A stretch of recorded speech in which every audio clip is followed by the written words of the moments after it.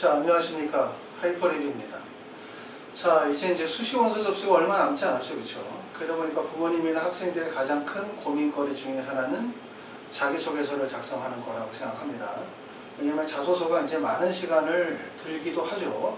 또 여러분들이 지금 이제 현재 수능 공부를 해야 되는 상황에서 자기소개서를 써야 된다는 시간적인 압박감도 크고, 또 우리가 자소서를 써본 적이 별로 없기 때문에 어떻게 자소서를 쓰는 게 가장 효과적인지에 대한 부분도 되게 어려워요. 그러다 보니까 자소서를 어떻게 써야 될지도 막막하고, 또 우리가 자소서를 써가지고 뭐 부모님이 보시기도 하고 학교 선생님이 보시기도 하고 여기저기 의뢰를 드려도 사실 어떻게 쓰는 게 가장 효과적인 자소서인지에 대한 답을 명쾌하게 내릴 수가 없다 보니까 자소서에도 너무나 많은 시간들이 들어가다 보니까 고민거리가 되게 많을 거라고 생각이 되어져요.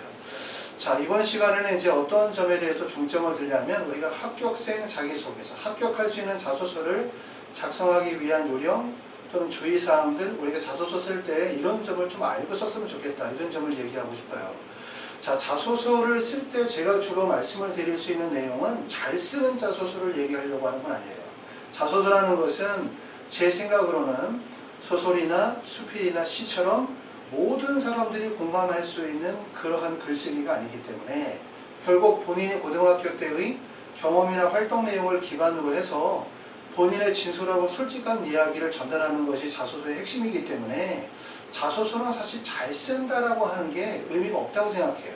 제 생각으로는 가장 중요한 거는 그냥 본인이 가지고 있는 솔직한 모습들, 또 본인의 어떤 우수성이나 잠재적 역량 같은 것들을 잘 보여줄 수 있다면 그게 가장 좋은 자소서가 아니겠나라는 생각이 들기 때문에 자소서를 만약에 어떤 기본적인 잘 쓰는 매뉴얼이 있기 때문에 그걸 따라가야 된다, 이런 건 아니고 여러분들이 생각하는 여러분들의 솔직한 감정과 여러분들의 역량이 드러날 수 있는 자소서를 쓰시는 게 가장 좋은 자소서라고 생각이 되어집니다. 자, 그러면 자소서를 쓸 때 우리가 하는 것들이 뭐예요? 첫 번째는 학생부를 펼쳐놓고, 학생부를 펼쳐놓지 않더라도 학생들이 이제 기본적으로 머릿속에 내가 어떤 활동을 했었는지를 아니까 그 활동 내용을 딱 생각하면서 자기소개서 일본문항부터 먼저 쓰기 시작하겠죠. 그렇죠? 그런데 그렇게 하기 전에 먼저 제 이야기를 먼저 듣고 시작합시다. 어떻게 먼저 쓰는 게 좋은지에 대해서 말씀을 드려볼게요. 자, 자소서를 쓸 때 첫 번째 우리가 이제 자소서에 대해서 한번 생각을 해볼게요. 자소서는 지금 보시는 것처럼 1번, 2번, 3번, 4번 4개의 문항을 가지고 있어요. 일반적인 대학들이 글자 수가 4개 문항씩에서 4,500자 정도 글자 수이죠. 그렇죠? 자, 그러면 이제 문항별로 보면 1번 내용은 뭐냐면 고등학교 재학기간 중에 학업에 기울인 노력과 학습 경험에 대해서 배우고 느낀 점을 중심으로 기술해 주십시오가 1번 문항이고, 2번 문항은 교내의 활동 3가지에 대해서 적는 거고요. 세 번째 문항은 배려 나누는 협력 갈등 관리, 그 다음에 네 번째는 지원 동기와 학업 계획을 작성하는 방법이에요. 이렇게 4가지를 쓰니까 우리가 글에서는 이렇게 4가지가 나타나는 거죠. 학업, 활동, 배려 나눔, 지원 동기나 학업 계획 4가지 구성인데, 이 4가지 구성은 어떻게 보면 우리가 일반적으로 학생들이 고등학교 과정에서 학업을 하면서 거칠 수 있는 모든 과정에 대한 얘기를 물어봐요. 뭐냐면 여러분들이 이제 학습의 과정은 어떠냐면 첫 번째 학습 단계의 1단계는 동기와 관심인 거죠. 내가 만약에 의대에 원서를 쓰려고 한다, 그럼 이 학생들이 의학에 관심을 갖게 되어지는 동기와 계기는 첫 번째는 생명공학에 대해서 관심을 가질 수도 있고, 아니면 환자에 대한 관심을 가질 수도 있고, 또는 뭐 의료복지에 대해서도 관심을 가질 수도 있고, 아니면 봉사활동을 하면서 여러 가지 경험을 쌓을 수도 있어요. 먼저 관심과 동기가 먼저 출발점이 되는 거고, 관심과 동기가 생기면 그 다음에 뭘 하게 되냐면 방향성이 생기니까 그 다음에 이제 탐구 활동을 진행을 하겠죠. 그 탐구 계획에 포함되는 게 교과목 활동이라든가 내가 생명과학 수업이나 수학 수업이나 뭐 영어 수업이라든가 이런 교과목을 통해서 학습하는 과정들, 그 다음에 두 번째는 동아리 활동을 진행을 하거나 또는 연구나 탐방이나 독서 활동 또는 신문의 기사를 읽거나 이런 활동들을 통해서 동기와 관심을 발전시키고 거기에 따른 지식들을 우리가 흡수하게 되겠죠. 그러고 난 다음에는 뭐냐면 방향이 정해지고 나면 반드시 탐구 및 노력의 과정이 나와요. 그리고 자소서에서 제일 중요한 부분들은 이 노력의 과정에 대한 부분을 서술하는 게 중요하다라고 말씀을 드렸습니다. 그럼 그 다음에서는 노력의 과정에서 반드시 어려움이 닥치게 되거든요. 인생도 마찬가지고 또 우리가 고등학교 과정에서도 그렇고 모든 과정에서 성장을 이끌어내는 것은 결국 어려움을 극복해내는 용기와 그 어려움에 처했었을 때 그 상황을 극복하는 지혜가 반드시 필요로 해요. 그렇기 때문에 이러한 노력의 과정에서 어려움을 극복하는 과정에서 학생이 가지고 있는 사회성, 즉 배려나 나눔이나 갈등 관리의 능력들이 드러나게 되어지고 이 어려움을 극복하고 나면 결국 성취 결과의 과정으로 나아가는 거죠. 성취라는 부분들은 결국 고등학교 과정에서는 수상이고 상을 받는다는 것은 무슨 말이냐면 인정을 받는다는 거예요. 그러니까 예를 들어서 내가 생명과학에 관심이 있어. 그래서 생명과학 동아리 활동을 했어. 동아리 활동을 하다 보니까 이러이러한 노력을 했는데 그 과정에서 어려움이 있었지만 본인이 열심히 해서 고등학교 교내에서 진행이 되어진 동아리 활동 대회에서 나는 생명과학 경시대회에서 수상을 했다라고 하면 결국은 무슨 말이냐면 이 학생이 생명과학 분야에서 우리 학교에서 어느 정도의 학업적 역량을 인정을 받는 거예요. 그쵸? 맞죠? 그런데 내가 상이 없어. 그럼 뭔가 좀 부족한 거죠. 동기도 있고 노력의 과정은 있지만 주위로부터 객관적으로 학생이 가지고 있는 학업적인 어떤 노력과 열정과 우수성에 대한 부분은 인정을 못 받는 거기 때문에 그러니까 상의 의미는 결국은 마지막이 될 수 있는 거고 이게 인정을 받는다라고 하는 결국 모든 과정에 대한 종지부를 찍는다 이렇게 볼 수 있어요. 그 다음에 여기서 끝나면 절대로 안 돼요. 상을 받고 난 다음에 보여줘야 되는 건 뭐냐면 이런 대회를 하는 목적들이 그런 거잖아요. 고등학교에서 대회를 하는 목적이 대회를 해서 학생들에게 상을 주기 위한 목적? 물론 맞죠. 그런데 거기서 더 나아가면 상을 통해서 그동안 열심히 노력해 왔었던 부분들을 치하하고 그리고 그 학생들을 치하함으로 인해서 그 학생들이 더욱더 용기와 그 다음에 탐구욕을 갖고 조금 더 다른 분야라든가 심화 학습 분야로 발전할 수 있도록 도약의 계기로 삼아주는 게 수상이기 때문에 결국 상을 받고 난 다음에 다른 분야에 대한 관심 또는 심화 학습 분야에 대한 어떤 탐구욕 이런 것이 드러나야 되고 이런 것들은 결국은 입학 후의 학업 계획으로 연결이 되는 거예요. 그리고 이 부분이 결국은 자기주도 학습 역량이 드러나는 포인트라고 할 수 있는 거거든요. 그럼 이게 뭐냐면 전체 여러분들이 고등학교 과정에서 또는 학업을 하는 전체 과정에서 드러날 수 있는 부분이고 자기소개서에서는 이걸 다 물어보고 있는 거예요. 그렇기 때문에 하나의 과정이죠. 첫 번째는 학업에 대한 얘기는 여기서 이 과정에서 교과목의 학습에 대한 얘기를 물어보는 거고 그 다음에 활동이라고 하는 것은 우리가 그 다음에서 이제 동아리 활동이라든가 연구나 탐방과 같은 활동 내용을 물어보는 거고 그 다음에 배려, 나눔, 협력이라고 하는 건 이 노력의 과정에서 반드시 어려움을 겪게 되고 그 어려움의 과정에서 본인이 어떠한 사회성이나 리더십을 보여주는지를 물어보는 거고 그 다음에 지원 동기나 학업 계획이라고 하는 건 이런 고등학교 과정 전체를 통틀어서 지나면서 여러분들이 어떠한 뚜렷한 학습 방향을 가지고 있느냐 이걸 물어보기 때문에 모든 자소서에서는 이런 내용들을 물어볼 수밖에 없어요. 그래서 국내에서 진행이 되는 대입 자소서든 의전원이든 치전원이든 심지어 해외 자소서도 공통된 내용으로 다 이 내용을 물어본다는 거예요. 그렇죠? 그렇기 때문에 우리가 자소서에서 이런 부분들을 쓰게 된다. 그래서 이제 여러분들이 볼 때는 뭐냐면 나가 고등학교 때 활동했었던 내용들을 먼저 1, 2, 3, 4번에 들어갈 소재에 대한 부분들을 우리가 생각을 해봐야 되겠죠. 그렇죠? 그런데 뒤에서도 얘기하겠지만 첫 번째 자소서 쓸 때는 물음에 정확하게 답하시는 게 제일 좋아요. 묻는 거예요. 그러니까 특히 1번 같은 경우 학업에 기울인 노력과 학습 경험을 써야 돼. 그런데 나는 성적이 좀 낮아. 내가 지원하고자 하는 대학에서 가려고 하는데 내가 내신 성적이 한 1등급 정도 맞아야 되는데 내 내신 성적은 한 3등급 정도 돼. 그럼 이런 학생들은 어떻게 생각하냐면 내가 학업적 우수성이 강조되지 못하기 때문에 학업적으로는 잘한 게 없으니까 얘기해봤자 별로 할 얘기도 없고 그러니까 나는 그냥 활동했었던 내용들을 많이 얘기해야 되겠다 이렇게 생각할 수 있어요. 그런데 우리가 중요한 거는 뭐냐면 여러분이 대학에 가면 제일 먼저 하는 거는 공부라는 거예요.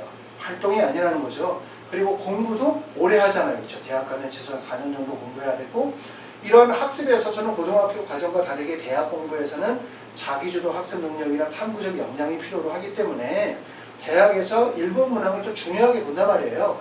그렇기 때문에 고등학교 때 성적이 다소 안 좋다고 해서 일본 문항의 질문을 회피해서 다른 내용, 활동의 내용들을 늘어놓는 것들은 좋지 않아요. 그래서 문항을 쓸 때는 각 문항에서 요구하는 것을 정확하게 이해하고 그 문항에 맞게 글을 쓰는 것이 가장 좋다. 이런 말씀을 드릴 수가 있습니다. 자기소개서 작성할 때 이 과정을 꼭 생각하셔야 돼요. 우리가 모든 학업의 과정은 처음에 동기와 관심을 갖게 되고 동기와 관심이 생기면 당연히 탐구 방향이 정해져요. 그러면 우리가 교과목을 통해서 동아리 활동이나 연구 활동이나 탐방이나 독서나 기사의 활동을 통해서 내 진로 방향에 필요한 정보들을 습득하게 되어지고 그러면 그 과정에 노력을 하겠죠. 노력을 하다 보면 항상 어떻게 와요? 어려움이 닥치는 거죠. 어려움이라는 부분들은 뭐 친구들 간의 어려움만 있는 것이 아니라 학업을 하는 과정에서 새로운 학습을 받아들이고 새로운 내용들을 학습하는 과정에서 이해하기 어려운 부분들이거나 아니면 난해한 부분들, 고등학교 교과 과정에서 부딪힐 수 있는 한계점들이 많이 있겠죠. 이런 것들도 다 어려움이라고 할 수 있고 이런 것들을 극복하는 과정에서 학생이 가지고 있는 용기나 뚜렷한 진로 방향이라든가 자기주도 학습 능력이라든가 자기주도성이라든가 이런 부분들이 다 드러날 수밖에 없거든요. 이런 부분들이 나타나고 그 다음에 이제 성취 수상이라는 부분들은 어차피 학교생활 기록부 내에 다 기록이 되어져 있어요. 그렇기 때문에 우리가 성취나 수상에 대한 부분들을 지나치게 강조하려고 하는 것들은 좋지 않다. 자소서의 핵심은 논어에 얘기하지만 결국 노력의 과정 그리고 그 속에서의 자신의 역할이 잘 드러나는 게 핵심이라고 생각을 하거든요. 그래서 성취 과정이 나오는 거고 그 다음에가 중요한 게 뭐냐면 성취가 이루어지고 난 다음에 끝! 저는 이러이러해서 교내 뭐뭐에 대해서 최우수상을 받았습니다. 이렇게 끝나면 안 된다는 거예요. 받았죠. 그렇죠. 그럼 상을 받고 난 다음에 어떤 생각이 드냐면 상을 받았으니까 기쁘고 즐겁고 내가 그런데 이 분야를 더 열심히 해야 되겠다. 나는 이 분야에 적성과 열정이 있고 적합성이 있구나. 이렇게 생각할 수도 있는 거고 상을 받았지만 공부하는 과정에서 부족한 점을 인식하고 깨달을 수 있죠. 그러면서 내가 대학에 들어가서 어떤 공부를 해야 되겠다라고 하는 목표의 방향이 설정이 될 수도 있다는 거예요. 그렇죠? 그렇기 때문에 이렇게 글을 쓰시는 게 되게 좋겠죠. 그렇죠? 자, 그래서 이제 이런 내용들을 말씀을 드리고 두 번째로 넘어가면 자소서를 쓸 때 우리가 신경 써야 되는 두 번째는 뭐냐면 이거예요. 두 번째는 자기소개서는 어떻게 글을 쓰냐 하면 자소서를 쓸 때 생각해야 되는 게 그냥 학교생활 기록부 딱 펼쳐놓고 그냥 글을 쓰는 게 아니라 뭘 생각해야 돼? 내가 지원하는 학교, 학과, 그 다음에 내가 지원하는 학교에는 어떤 학생들이 지원을 하는지 내가 지원하는 학교에 전형이 있을 거 아니에요. 예를 들어서 내가 고려대학교를 지원하는데 고려대학교 고교 추천 1을 지원을 해. 그럼 거기에 지원한 학생들은 대부분 교과 성적이 우수하고 학교장의 추천을 받은 일반계 고등학교 학생들이라는 거예요. 그러니까 지원자의 유형이 중요해요. 나의 경쟁 상대가 누구냐가 되게 중요하기 때문에. 그리고 두 번째는 전형이 무슨 전형이냐, 학생부 교과 전형이냐, 학생부 종합 전형이냐, 특기자 전형이냐. 그리고 세 번째는 전형의 방식이 일괄 합산 방식으로 그냥 면접 없이 서류평가로 진행이 되는 거냐, 아니면 면접이 들어가는 전형이냐, 이것도 중요하고, 그 다음에 자소서에서 4번 문항이 있느냐 없느냐의 내용이 되게 중요한 거예요. 이런 부분들을 꼭 판단을 해야 돼요. 그리고 여기에 맞게 자소서를 써야 된다는 거예요. 우리가 대학에 이제 두 개의 사례를 보여주면 학생들이 대학에 붙기 위한 조건들이 뭐가 필요하냐면 첫 번째는 여러분이 다 아시는 것처럼 교과 성적이겠죠. 우리가 대학에 붙기 위해서 필요한 첫 번째 요소는 교과 성적. 그 다음에 두 번째 중요한 거는 비교과겠죠. 비교과. 활동의 우수성이나 수상 경력을 나타내는 비교과. 그 다음에 세 번째로 필요한 거는 뭐가 필요하냐면 결국은 수능 최저가 필요하겠죠. 수능 최저. 그 다음에 네 번째 필요한 거는 만약에 자기소개서라면 자기소개서나 면접 같은 것들이 기타 요소들이 필요한 요소겠죠. 그렇죠? 이렇게 이제 네 가지가 필요하다고 보면 자, 여기 나와 있는 사례, 이 학생의 사례를 한번 보도록 합시다. 이 학생은 일단 1, 2, 3, 4, 5, 6번의 학교를 원서를 썼는데 서울대학교 일부문항에서는 서울대학교 지역균형의예과로 최종 합격을 했어요. 현재 의예과에 다니고 있고, 그 다음에 연세대 특기자 의예과는 불합격, 한양대학교 학생부 종합 의예과 불합격, 가천대학교 의예과 써서 불합격했고, 인제대학교 교과의예 써서 최종 합격했고, 전남대학교 학생부 교과 의예과 써서 1차 합격을 하고 최종적으로 떨어졌어요. 자, 그러면 이 학생을 봐요. 이 학생은 첫 번째는 교과 성적은 좋다 인정될 수 있죠. 왜냐하면 서울대학교 지역균형에 최종 합격을 했으니까. 그런데 비교과 활동에 대한 부분들은 어떠냐라고 하면 이 부분이 부족할 수 있어요. 왜냐하면 여기 보면은 우리가 특기자 전형이나 한양대학교 학생부 종합전형 같은 경우는 교과 성적만 중요한 것이 아니라 학교의 프로파일이나 아니면 여러 가지 활동의 우수성, 비교과 활동 내용이 중요할 수 있기 때문에 이거는 되는데 이게 부족할 수 있죠. 특히 이제 학교 프로파일이 낮으면 문제가 될 수 있다고 얘기했어요. 자, 그러고 난 다음에 수능 최저가 안 될 수도 있어요. 수능 최저가 안 돼서 떨어졌을 거라고 생각이 되는 학교는 전남대 같은 데는 수능 최저가 안 되니까 떨어진 거죠. 이것 때문에 떨어진 이유가 되는 거예요. 그 다음에 이제 네 번째는 자기소개서에 대해서 생각을 해봐야 되는데 대부분의 학생들이 자소서를 쓸 때 1, 2, 3번 문항은 공통문항이니까 대교육 공통문항이니까 1, 2, 3번 같이 쓰고 4번 문항만 조금씩 바꿔서 쓴단 말이에요. 근데 4번 문항이 사실은 별 차이가 없어요. 대학마다. 물어보는 게 뭐냐면 뭐 고려대 같은 경우는 고려대학교가 너를 선발해야 되는 이유가 뭐냐 이거 물어보는 경우거나 아니면 지원 동기를 물어보거나 아니면 입학 후에 학업 계획을 물어보는 건데 사실 내용적인 부분이 크지 않다는 거예요. 그런데 중요한 건 뭐냐면 만약에 이 학생이 이 전체를 쓸 때 자소서를 1, 2, 3번 문항을 공통문항으로 그냥 쓰고 4번 문항만 바꿔서 썼다. 그럼 어떨까? 그러면 좀 문제가 있죠. 왜냐하면 서울대학교 지역균형 전형의 자기소개서와 연세대학교 특기자 전형의 자기소개서의 내용이 같을 순 없어요. 그쵸? 또 서울대학교 지역균형의 자소서와 한양대학교 학생부 종합전형의 자소서를 똑같이 쓸 수는 없어요.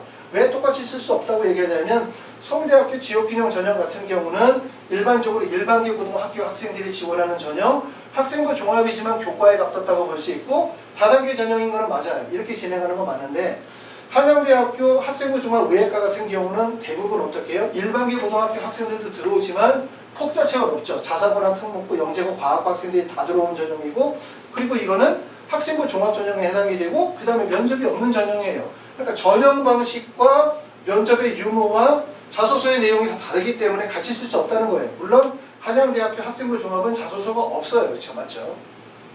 그렇기 때문에 우리가 대학의 합격을 가름하는 것이 교과 성적, 비교과 활동, 수능成적 뿐만 아니라 이 자기소개서의 영향력이 크다. 그래서 말씀을 드리려고 하는 건 뭐냐면 자기소개서를 쓸 때 1, 2, 3번을 쓰고 난 다음에 4번만 바꿔서 쓰는 거 물론 그렇게 쓸 수 있어요. 어떻다면 그렇게 쓸 수 있냐면 내가 지원하는 대학이 일반계 고등학교 학생들이 주로 지원하며 학생부 종합전형이고 다단계 전형이면서 자기소개서 4번 문항에 있는 내용이다. 다 똑같다 그냥 이렇게 쉽게 말하면 패턴 구조가 고교 유형이나 전형 방식이나 전형 방법이라든가 4번 문항의 내용이 동일하면 거기다가 내가 지원하는 학과까지 동일하다면 같이 쓰면 되겠죠. 그렇죠? 그런데 우리가 지원하게 되었을 때 이 점을 꼭 봐야 된다. 내가 지원하는 6개의 학교가 모든 것이 다 같은지 만약에 다르다면 어떤 전형은 교과 전형으로 쓰고 어떤 전형은 학생부 종합 전형으로 쓰고 어떤 전형은 일반계 고등학생들이 주로 지원하는 전형인데 상위대학 같은 경우는 학생부 종합 전형이기 때문에 자소거나 과거나 영재고 학생들이 지원하는 전형이라면 자소서의 내용이 달라져야 된다는 거예요. 그쵸? 왜 그러냐면 일반계고 학생들은 자사고나 특목고 영재고 학생들에 비해서 활동의 역량과 우수성이 부족하다고 평가될 수밖에 없기 때문에 결국 만약에 경쟁의 대상이 자사고나 특목고 학생들이라면 결국 뭐가 돼야 돼? 활동의 우수성을 강조할 수밖에 없기 때문에 그러는 거예요. 아시겠죠? 그래서 여러분이 자소서를 쓸 때 제일 먼저 생각해야 되는 건 내가 지원하는 학교의 특성을 잘 고려하고 그 학교의 특성에서 고교 유형, 전형 방식, 면접의 유무, 그 다음에 4번 문항에 대한 얘기 이거를 보고 원서를 써야 된다는 얘기죠. 또 마찬가지로 우리가 4번 문항은 강북대나 이화여대나 순천향대나 충북대 같은 데는 4번 문항이 없어요. 그러면 우리가 4번 문항이 없으면 1, 2, 3번 문항 안에다가 뭐를 집어넣어야 돼? 지원 동기라든가 학업 계획에 대한 내용이 들어갈 수밖에 없겠죠. 또 서울대 같은 경우도 아시는 것처럼 4번 문항이 최근에 읽었었던 독서 3권에 대한 선정 이유를 쓰는 거기 때문에 일반 대학의 4번 문항과 다르기 때문에 결국 1, 2, 3번 문항 안에서 뭐가 들어가야 돼? 지원 동기라든가 또 입학 후에 학업 계획에 대한 탐구 방향에 대한 부분을 간략하게 기재할 수밖에 없어요. 그렇기 때문에 이런 특징들을 잘 이해하고 원서를 써야 된다는 거예요. 두 번째 학생 같은 경우를 보면은 의예과와 그 다음에 일반 대학의 원서를 교차해서 원서를 썼는데 인제대학교 교과 의예과는 원서를 써서 붙었어요. 붙었다는 얘기는 이 학생의 내신 성적이 아주 우수하다는 거예요. 내신 성적이 우수하면서 일단 수능 최저가 안 된다는 거죠. 안 되거나 아니면 안 될 가능성이 있기 때문에 여기를 선택을 한 거예요. 서울대학교 일반전형 화학생명공학과도 붙었어요. 이 학생의 약점은 그러니까 결국은 수능 최저가 좀 불안한 학생이었던 거예요. 그쵸? 카톨릭대학교 학교 출신의 의예과를 원서를 썼는데 불합격했고 고려대학교 일반전형도 불합격을 했고 동국대경주 학생부 교과 의예과는 최종 합격했고 한양대 교과는 붙었어요. 그쵸? 그럼 아마 이 두 개 학교를 떨어진 이유는 무엇이다? 결국 수능 최저 때문에 떨어졌다고 볼 수 있고 여기 동국대학교 경주 학생부 교과도 수능 최저가 있긴 하지만 수능 최저가 비교적 낮기 때문에 충족 가능성이 높아서 붙었다고 볼 수 있고요. 한양대 같은 학교나 아니면 서울대나 인제대 같은 데는 수능 최저가 없기 때문에 이거는 이제 교과 성적이 우수하기 때문에 붙었다고 볼 수 있어요. 그래서 뭐냐면 두 개의 학생들이 보면 전형 방식이 다른 거죠. 그러니까 추천 전형, 학생부 교과 전형, 학생부 종합 전형, 그 다음에 학과도 의예과도 쓰기도 하고 화공생명도 쓰기도 하고 융합전자를 쓰게 되면 결국적으로 자소서의 내용이 거기에 최적화되어지도록 가급적 노력을 해야 된다는 거예요. 근데 물론 자소서라는 게 본인들이 고등학교 때 활동했었던 내용들을 기반으로 삼으니까 학생들이 고등학교 때 뭐 엄청나게 많은 활동을 하는 건 아니잖아요. 그렇죠? 제한되어 있는 3년이라는 그 기간 안에서 제한되어 있는 활동들을 진행하다 보니까 소재를 활용할 수 있는 소재들이 그렇게 다양하고 많진 않아요. 주어진 내용 속에서 이루어지다 보니까 엄청나게 많은 변화는 이루어질 수 없다 하더라도 이런 부분들을 신경을 많이 써야 된다. 그러지 않으면 어떤 결과가 나온다? 6개 지원에서 달랑 하나만 붙거나 아니면 다 떨어지거나 이런 일들이 벌어지는 거죠. 그래서 보통 이렇게 이제 특히 의대 같은 경우들은 이렇게 뭐 2개를 붙거나 4개를 붙거나 이런 경우들은 정말 많이 붙은 경우고 대부분 한두 개 정도를 붙거나 다 떨어지는 경우들이 사례들이 훨씬 많죠. 물론 수능 최저가 없이 학생부 종합 전형으로만 원서를 쭉 쓰는 학생들 있잖아요. 뭐 예를 들어서 중앙대, 경희대, 건국대, 동국대, 숙명여대 이쪽 라인으로 쭉 쓰시는 분들은 교과 성적의 우수성이 어느 정도 인정이 되어지면 사실 연달아 쭉 붙는 비율이 높아요. 그렇죠? 왜냐하면 학교에 있어서 지원자의 유형이나 전형 방식이나 면접이나 자소서의 변화가 크게 이루어지지 않기 때문에 하지만 이렇게 이제 전형의 방식에 커다란 변화가 있는 경우들은 자소서에 좀 더 신중을 많이 기해야 할 것이다. 아셨죠? 그 말을 드립니다. 자, 그 다음에 이제 세 번째 자소서 쓸 때 주의사항은 뭐냐? 자소서를 쓸 때 주의사항은 첫 번째는 저는 개인적으로 이제 자소서는 좋은 자소서는 어떤 자소서라고 생각하냐면 글이 되게 유창하다. 막 글에 사용이 되어진 용어들이 학업적 능력과 학생의 수준을 보여줄 정도로 높은 수준의 어휘력을 보여주고 있는 거예요. 그렇죠? 이런 자소서보다 저는 어떤 자소서가 제일 좋다고 생각해요. 첫 번째는 읽는 사람이 특히 대학의 입학사정관들이 읽었을 때 이 자소서는 학생이 썼구나. 이 느낌을 줄 수 있는 자소서가 저는 첫 번째라고 생각해요. 왜냐하면 요즘에 자소서가 학생들이 100% 쓰기보다는 학생이 쓰고 부모님이 보고 선생님이 보고 첨삭 업체에 넘겨서 첨삭하고 대필도 하고 이런 자소서들이 워낙 많다 보니까 특히 그 중에서도 의치 한의대 같은 경우는 비율이 많다 보니까 자소서의 첫 번째 가장 큰 장점은 잘 쓴 자소서라는 자소서는 어떤 자소서다? 학생이 직접 썼다. 이게 첫 번째라고 생각이 돼요. 첫 번째. 그러기 위해서는 이런 주의사항들을 잘 읽어보셔야 돼요. 자소서의 좋은 가장 중요한 핵심은 결국은 뭐냐면 객관성이고 사실성이라고 보거든요. 그러니까 그 학생이 쓴 자소서라는 것을 읽는 사람이 인정할 수 있고 그 속에서 학생의 학업적인 능력과 발전 가능성이 드러날 수 있다면 더할 나위 없겠죠. 그런데 학생의 자소서가 잘 쓰기는 잘 썼지만 우리가 읽었었을 때 이거는 학생이 쓴 건 아닌 것 같아. 아니면 누가 도움을 받은 것 같아. 라는 느낌을 주기 시작하게 되어지면 학생부에 대해서 자소서에 대해서 긍정적인 평가를 하기는 좀 어렵죠. 그렇기 때문에 좀 더 사실적이고 학생이 실제 쓴 자소서처럼 자소서를 써야 돼요. 물론 나는 진짜 내가 썼는데 그 자소서가 남이 쓴 것처럼 보이는 자소서도 있어요. 그렇기 때문에 이런 주의사항에 대해서 관심을 가져봅시다. 첫 번째는 문항별 질문에 맞게 작성하자. 아까도 얘기했어요. 우리가 자기소개서에서는 4가지를 물어보죠. 첫 번째 물어보는 것이 학생의 학업에 대한 거. 두 번째는 활동. 세 번째 나와 있는 것은 사회성을 물어보는 배려나 나눔이나 갈등 관리. 그 다음에 4번째 물어보는 것이 이제 지원 동기나 학업 계획 4가지를 물어보고 이 4가지는 우리가 전체 학업 과정에서 전체적으로 드러나는 핵심이라고 말씀을 드렸어요. 그렇기 때문에 1번 문항을 쓸 때는 특히 뭐에 맞춰서 학업적인 역량에 맞춰서 써야 되는데 특히 1번 문항 쓸 때 성적이 안 좋은 학생들 학업에 대한 얘기를 자꾸 피하시는 경우들이 많아요. 그러시는 것보다는 직접적으로 쓰는 게 좋고 내가 성적이 잘 좋은 편이 아니야. 그러면 성적이 우수한 게 중요한 게 아니라 성적이 좋지 않지만 내가 성적을 끌어올리기 위해서 나의 성적의 문제점이 무엇인지 나의 공부 방법의 문제가 무엇인지를 깊이 있게 성찰하고 그리고 그걸 해소하기 위해서 노력하는 과정들을 기술하고 그리고 작지만 그것이 성취가 이루어지고 아니면 성취가 이루어지지 않은 거죠. 하지만 좌절하지 않고 또 공부 계획을 세우는 과정들 이런 걸 보면서 본인이 학업적으로 우수하지 않지만 학업적 역량과 어떤 의지를 보여주는 것 이것만으로도 높이 평가를 받을 수 있기 때문에 꼭 일본 문항에서는 질문에 많은 답을 쓰자 이 얘기를 말씀을 드리고 두 번째는 자기소개서는 일기가 아니다. 공감할 수 있어야 한다. 자기 주장을 너무 많이 늘어놓지 말자. 특히 자소서를 쓸 때 의지가 있는 학생들이 있어요. 내가 글을 좀 잘 써. 글을 못 쓰는 학생들은 자기 주장을 많이 얘기하지 않아요. 글재주가 있거나 글을 많이 쓰는 학생들이 특히 글을 쓰다 보면 자신의 가치관이나 생각 또는 자기의 주장을 너무 지나치게 많이 늘어놓는 경우들이 많아요. 그렇죠? 이렇게 되어지면 공감할 수도 없을 뿐만 아니라 아까도 얘기했죠. 뭐라 그랬죠? 자소서의 핵심은 내가 고등학교 때의 경험과 활동을 기반으로 한 그렇죠?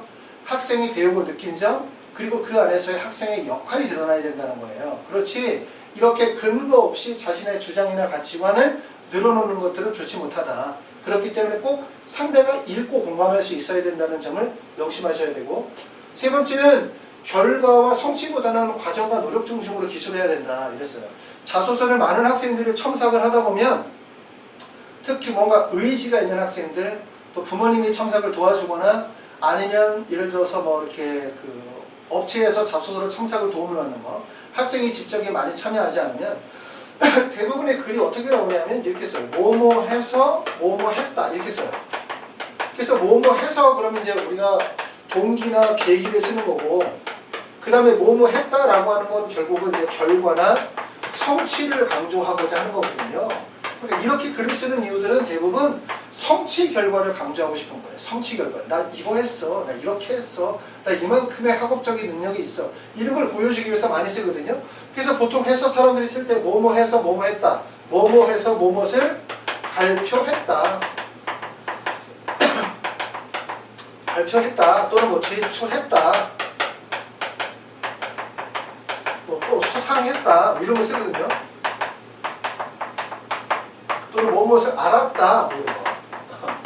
알았다, 깨달았다. 본인이 쓴 자소서를 한번 보세요. 실제 이런지.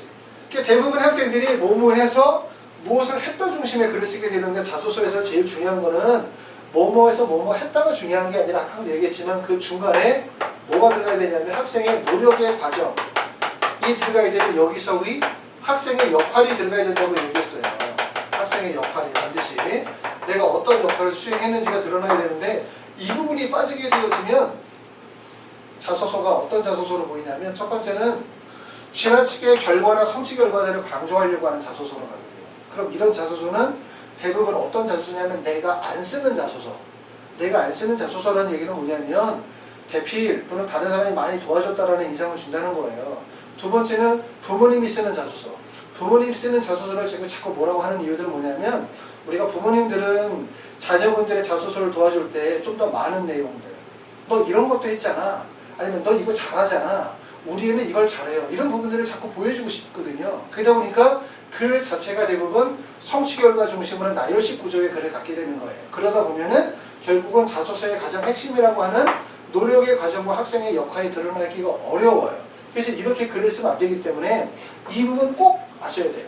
뭐뭐 해서 뭐뭇을 했다 발표했다, 제출했다, 수상했다, 알았다, 깨달았다 이런 내용을 쓰는 게 아니라 결국은 뭘 써야 된다? 노력의 과정을 기술해야 된다는 부분을 핵심인데 대부분의 자소서를 많이 보다 보면 이렇게 쓰시는 분들 되게 많으세요.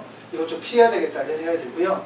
그 다음에 네 번째는 대학의 인재상이나 아니면 학과 소개, 커리큘럼을 인용하는 것을 금물이다 이렇게 했는데 이 내용은 제가 누누이 말씀을 드리지만 실제 시중에 나와 있는 자기소개 관련이 되어진 뭐 동영상이라든가 자기소개서와 관련이 되어진 책들 우리가 다 보면 다 이런 내용을 되게 많이 나오거든요. 그러니까 대학의 인재상을 이해해야 한다 아니면 대학의 커리큘럼을 이해해야 된다 대학의 교과 과정을 이해해야 된다 이런 얘기가 많아요. 근데 그 말은 이해하는 건 좋지만 그거를 인용하는 거는 정말 좋지 않아요.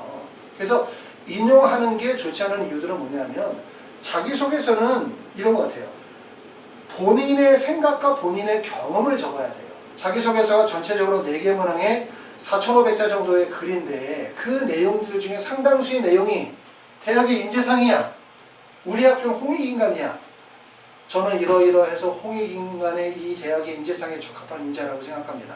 이런 거라든가 아니면 학과에 나와 있는 커리큘럼이나 소개, 특히 막 의대 원서 쓰는 학생들은 대학의 홈페이지 막 다 뒤지죠. 그리고 그 대학의 뭐 병원 막 뒤져가지고 뭐 어느 대학은 어떤 뭐 시설이 있고 뭐 뇌의학의 과학의 뭐 선두적인 뭐 막 이런 내용들을 쓴단 말이에요. 이런 것들은 이게 결과적으로 자기 글이 아니라 다른 사람의 글을 채우는 경우들이 많고, 특히 사법문항 같은 경우에 우리가 지원 동기나 학업 계획 쓸 때 그 대학의 커리큘럼을 빌어가지고 쓰는 경우들이 많은데, 이런 학생들은 어떤 학생들이 쓰냐면 첫 번째는 활동 경험이 별로 없는 학생들이 이런 걸 써요. 대부분 남의 글을 빌어다가 자기 자소서에다 붙여넣는 거, 그 다음에 다른 사람이 대신 써주는 거, 그쵸? 그런데 활동 경험이 많고 그 다음에 학생이 직접 쓰는 학생들은 정말 쓸 내용이 많거든요. 내가 하고 싶은 얘기들이. 그렇기 때문에 이렇게 대학의 홈페이지나 대학의 인재상을 활용해서 글을 쓰진 않아요.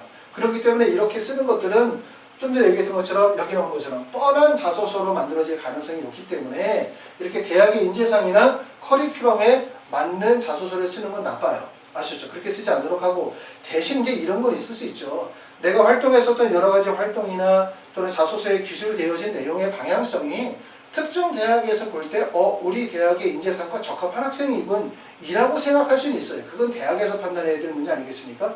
학생이 스스로가 얘기하는 거죠. 저는 이 대학의 홍익인간의 대학의 인재상에 적합한 인간이라고 생각합니다. 이런 거 쓰지 맙시다. 아셨죠? 그리고 특히 이제 우리가 간호학과를 쓰거나 교대를 쓰거나 아니면 의대를 쓰거나 한의대를 쓰거나 치대를 쓰는 것처럼 이렇게 전공 분야가 뚜렷한 학과일수록 학생들이 1, 2, 3, 4번의 자소서에다가 다 그 내용을 담는 경우들이 많아요. 1번도 의대, 2번도 의대, 3번도 의대, 4번도 의대. 그러면 결국 자기소개서에서 묻자고 하는 건 1, 2, 3, 4번의 내용이 서로 다 다른데 똑같은 내용의 자소서가 만들어지는 경우들이 많거든요. 제가 누누이 얘기하지만 여러분들이 아무리 무릎을 꿇고 100번을 빌어도 대학에서 절대로 뽑아주지 않아요. 아무리 내가 가고 싶은 대학이 세계적이고 막 엄청난 대학이라고 막 칭송을 쏟아내어도 대학에서 절대로 뽑아주지 않아요. 대학에서 학생을 뽑는 근거는 뭐냐면 대학에서 판단했을 때 학생 스스로가 발전 가능성이고 학업적 우수성이 인정이 되어지면 뽑는 거지. 이 학생이 우리 대학의 인재상에 적합한 것 같다. 이 학생이 우리 학교를 엄청 존경한다.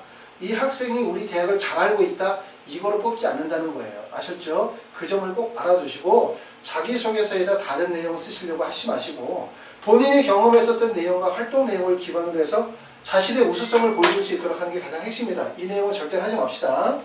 그 다음에 5번째는 경험과 활동이 중요한 것이 아니라 생각이 특별함이 중요하다. 이 얘기는 뭐냐면 이거하고 똑같아요. 대부분 사람들이 성취 결과를 강조하고 싶거든요. 나 이것도 했다, 저것도 했다, 저것도 했다, 저것도 했다. 이런 내용들을 쓰다 보면은 결국은 글 자체가 나열식 구조가 되어지고 가장 핵심이라고 하는 학생이 없는 거예요.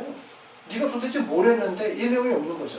그렇기 때문에 자소서를 쓸 때는 이렇게 경험이나 활동 내용을 강조하려고 하지 말고 핵심은 본인의 노력의 과정, 학생의 역할에 대한 내용을 깊이 있게 담으려고 노력해야 될 거다.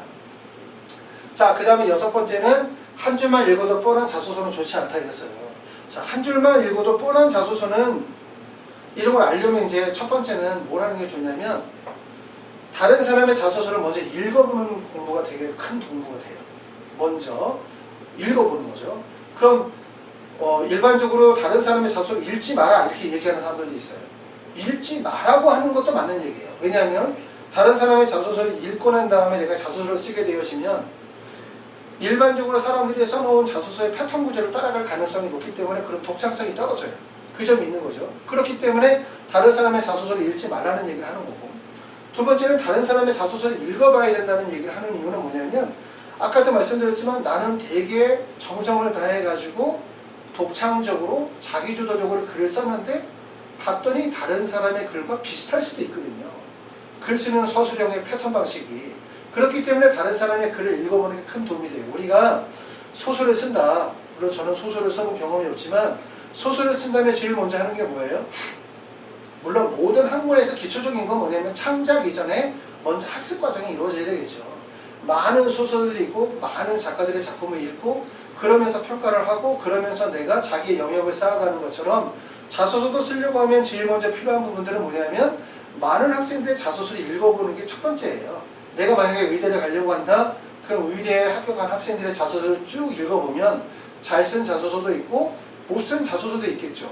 그러면서 그 안에서 여러 가지 특징들이 있고 배울 점들이 있을 거란 말이에요. 그렇죠? 그랬었을 때 이제 내가 자소서를 어떻게 구성할 것인지에 대한 판단을 하는 게 좋고 그 과정에서 어떤 소재로 쓰는 게 뻔한 자소서인지 어떻게 글을 쓰게 되어지면 쉽게 말하면 읽는 사람들이 판단할 때 깊은 점수를 높은 점수를 줄 수 없는지를 판단할 수 있다는 거예요. 아셨죠? 자, 글자 수에 맞춰서 써라. 이거 뭐 대부분 글자 수에 안 맞추는 사람들은 없는데 일부 분들 보면 글자 수가 천자야. 900자밖에 안 써. 이렇게 쓰면 절대 안 돼요. 왜냐하면 천자다라고 하면 이거죠. 뭐 내가 만약에 어떤 대학에 정말 붙고 싶어. 또 내가 고등학교 때 많은 활동과 경험을 쌓았어. 그럼 사실은 천자 안에서 내가 하고 싶은 얘기들이 되게 많을 거거든요. 일반적이라면. 내가 그 대학에 꼭 붙고 싶고 그와 관련된 많은 준비를 해온 학생이라면 천자가 아니라 이천자를 쓰라고 해도 할 얘기가 되게 많을 거예요.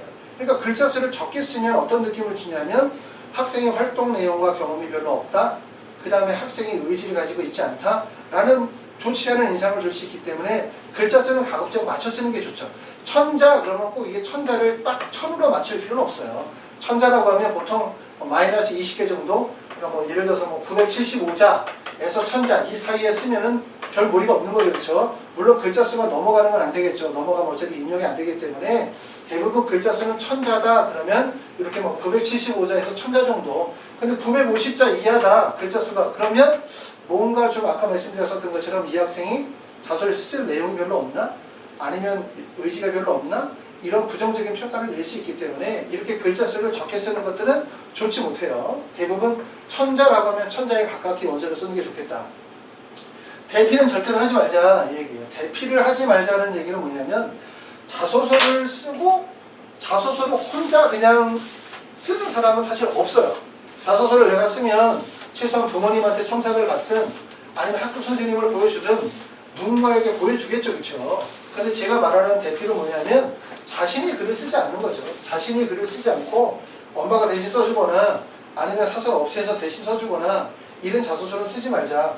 왜냐하면 그렇게 되어지면 문제가 뭐냐면 아까도 항상 얘기했지만 학생이 가지고 있는 생각이나 경험들이 드러날 수가 없어요. 그러면 대부분 글 자체가 성취 결과 중심으로 뭐뭐해서 뭐뭐 했다의 글을 쓰게 되거든요. 근데 그런 글들은 사실 좀 읽어보면 이게 대신 쓴 건지 안 쓴 건지에 대한 부분들은 판단이 대부분 다 이루어져요. 그거는 꼭 입학사정관들만 판단하는 게 아니라 자소서를 좀 더 많이 읽어보시면 그렇죠?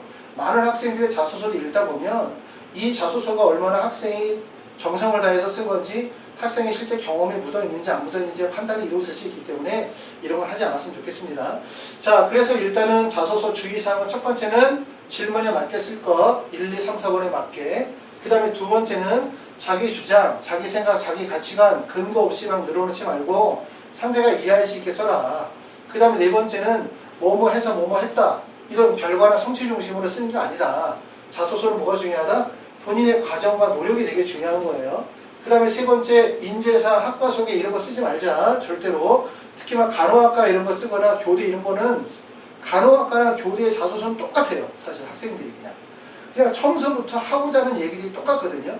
그렇기 때문에 이런 학생들은 다른 학생들의 자소서를 읽어보고 다른 학생들과 참여성을 갖는 거, 소재의 선택이라든가 이런 부분들 되게 중요하고 대학의 인재상이나 학과 소개를 이용을 해서 자소서를 쓰는 거 절대 하지 마세요. 왜냐하면 이렇게 되면 결국 뻔한 자소서가 만들어지기 때문에 경험과 활동이 중요한 게 아니라 제일 중요한 건 뭐다? 그 안에서 학생의 생각이 드러나야 돼요.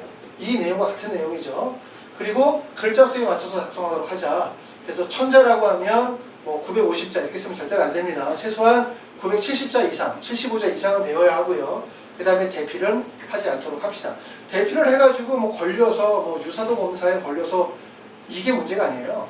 또 그렇기 때문에 중요한 거는 뭐냐면 대학에 제출하기 위한 자소서를 쓰기 위한 목적이 아니잖아요. 우리가 쓰는 목적은 대학에 합격하기 위한 것이 목적이기 때문에 대피를 해서 제출을 할 수 있으면 합격을 할 수는 없어요. 아셨죠? 그리고 유사도 검사에도 말씀을 드리면 유사도 검사가 우리가 이제 논문의 유사도 검사의 내용과는 좀 다르거든요. 그러니까 우리가 자기소개서의 유사도 검사라고 하는 거는 뭐냐면 결국은 합격생의 자소서를 표절하는 거에 관한 얘기예요. 아셨죠? 합격생뿐만 아니라 여러분들이 이제 작년에 어떤 학생이 원서를 썼어요. 연세대학교에 떨어졌어요. 그러면 그 학생의 자기소개서가 대기업의 데이터베이스에 다 입력이 되어져 있어요. 최근 한 3, 4년 정도 그렇게 진행을 했고, 그렇기 때문에 내가 만약에 실제 합격한 학생이든 떨어진 학생이든 자소서의 내용을 2줄 이상 그대로 따가지고 내 자소서에다 딱 붙여서 썼다. 그러면 바로 그게 유사도 검사에 걸리는 거예요. 유사도 검사에 일단 걸리면 그게 유사도의 몇 %냐 관계없이 사실 합격하기 되게 어렵다라고 보시는 게 좋아요. 그런데 어떤 자소서는 안 걸리냐면 잘 쓰든 못 쓰든 네가 쓰든 내가 쓰든 간에 쓰면은 유사도에는 안 걸려요. 아시죠? 쓰면. 그러지 우리가 얘기하는 자기소개서의 유사도 검사라고 하는 부분들은 아까 말씀드렸던 것처럼 작년이나 재작년에 대학이 제출했던 학생들의 자기소개서, 합격했든 불합격했든 그 자소서의 문항을 2줄 이상을 따서 내 자소서에다 그대로 붙이면 그러면 그거는 유사도 검사 표절에 걸리는 거고요. 하지만 내가 쓰든 누가 쓰든 잘 쓰든 못 쓰든 간에 직접 글을 쓰면 그거는 유사도 검사에 걸리지 않기 때문에 걱정하실 필요는 없어요. 아셨죠? 자, 그럼 이제 세 번째는 이제 끝났고 네 번째로 넘어가 봅시다.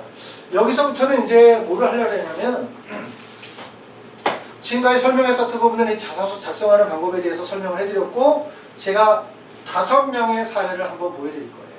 지금 여기 나와 있는 것처럼 연세대학교 면접형 경영학과에 내신 1.7등급으로 합격한 학생의 자소서를 읽어드리고 이 자소서가 어떠한 장점과 어떠한 단점을 가지고 있는지에 대해서 설명을 드리려고 해요. 근데 자소서는 아까도 말씀드렸지만 잘 쓴 자소서, 못 쓴 자소서를 평가하기 좀 어려워요. 왜냐하면 이 학생이 이 자소서를 아무리 못 써도 붙었다, 예를 들어서. 그러면 붙는다는 요인이 자소서만 잘 써서 붙는 건 아니잖아요. 그렇죠? 여러 가지 교과 성적이나 학교 프로파일이나 기타 요소들이 다 반영이 되어지기 때문에 여러분들이 보실 때는 뭐냐면 이 학생의 자소서가 가지고 있는 장점이 무엇일까? 또는 단점이 무엇일까? 이런 부분들에 대해서 객관적으로 생각하는 그런 시간으로 삼으시면 좋을 것 같아요. 아셨죠? 자, 그럼 한번 이 내용을 한번 보도록 하고 제가 뒤로 좀 빠져서 내용을 읽어보도록 하겠습니다. 첫 번째는 연세대학교 면접형 경영학과에 합격했어요. 자사고 내신이 1.7등급이에요. 근데 사실은 면접형의 자사고 1.7등급이 원서를 쓰긴 어려워요. 근데 이게 아시는 것처럼 2019학년도에는 연세대학교 학교생활 우수자전형에서 학교활동 우수자전형에서는 수능 최저가 있었기 때문에 제 생각할 때는 학교활동 우수자전형에 적합한 학생이었었지만 수능 최저에 약간 불안감 이런 것들이 있기 때문에 면접형으로 원서를 썼고 면접형으로 원서를 썼는데 붙었어요. 그쵸? 아셨죠? 아마도 이제 자사고이기 때문에 자사고 중에서도 이제 좀 더 학업교의 프로파일이 높은 학교이기 때문에 합격을 하지 않았나 라는 생각이 듭니다.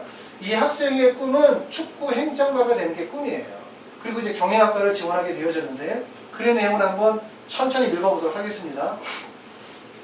자, 제일 위에 여기서부터 이제 읽어보도록 할게요. 스포츠는 단순한 물리적 행위가 아니라 많은 요소들이 내재된 문화입니다. 축구 행정가라는 꿈을 위해 다양한 지식과 교양을 학습하여 학제적 사고를 갖는 것이 중요하다고 생각했고 교과 공부를 이러한 지식과 교양을 쌓는 과정으로 인식했습니다. 저 부분은 글을 아주 잘 썼어요. 저 부분은 뭔가 내용의 방향성, 첫 번째 글이 잘 썼다라고 하는 것은 본인의 관심 분야에 대한 부분들도 뚜렷하게 나타날 뿐만 아니라 여기서 나타나는 게 축구 행정가가 갖추어야 되는 것들에 대한 부분을 정확하게 얘기하고 있죠. 그러니까 축구 행정가는 라는 꿈을 위해서 다양한 지식과 교양을 학습하고 그 다음에 학제적 사고를 갖는 것이 중요하다고 생각했다는 얘기죠. 그러니까 학제적 사고라고 하는 것은 결국은 뭐냐면 경계선을 없애고 관련된 여러 가지의 학문의 협력을 통해서 공통으로 접근하여 연구한다는 얘기죠. 그렇죠? 그러니까 결국은 다양한 어떤 학문적인 접근을 통해서 어떤 분야에 대해서 깊이 있게 사고하는 능력들을 얘기를 하고 있는 건데 학제적 사고를 갖는 것이 중요하다고 생각했고 교과 공부를 이러한 지식과 교양을 쌓는 과정으로 인식했다라는 얘기예요. 그러니까 앞으로 이 학생이 글을 쓰는 방향도 어떻게 되어 있어요?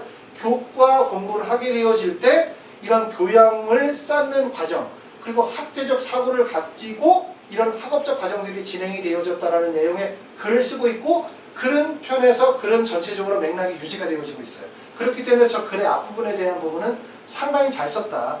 그래서 학생들이 글을 쓰게 되어질 때 앞부분에다가 본인이 글을 쓰게 되어지는 방향이라든가 본인이 생각하는 학습의 방향성 또는 본인이 생각하고자 하는 본인의 진로에 관련된 필요한 부분 이런 부분들을 명확하게 밝혀준다는 점은 되게 좋은 것 같아요.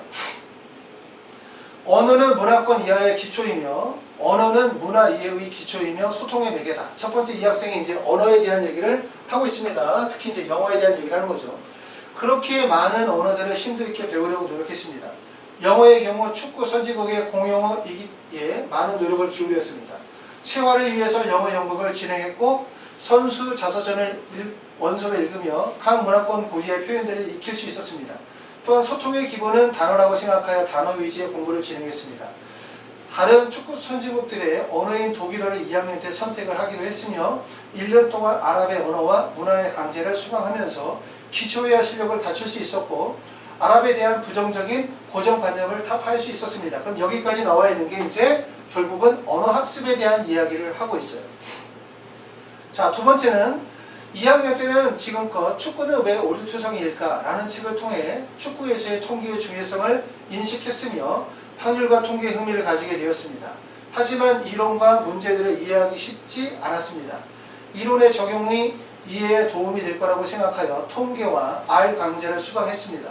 표본들을 그래프와 표로 정리하고 시뮬레이션 프로그램을 이용해 얻은 데이터를 R을 통해서 정리한 후 수업 시간에 확률 축구에 대해 발표하면서 확률과 통계에 대한 이해를 높일 수 있었습니다. 자, 두 번째는 이제 독서 활동으로 연결이 되어지는 거죠.